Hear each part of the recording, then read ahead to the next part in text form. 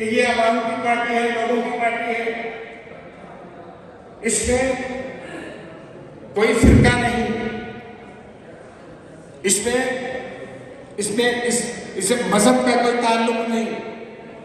वो तो हमारे स्लोगन में सबसे पहला हमारा स्लोगन ही किया है कि इस्लाम हमारा दीन, जमहूरियत हमारी सियासत, सोशलिज्म हमारी मिशन।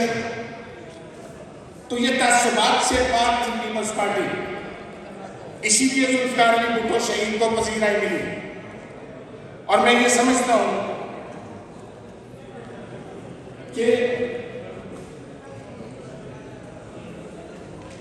यहां पर एक हमारे दोस्त ये कहते हैं कि वो 4 स्लोगन जो थे उसमें एक स्लोगन का इजाफा किया है, और वो इजाफा ये था कि शहादत हमारी मंजिल।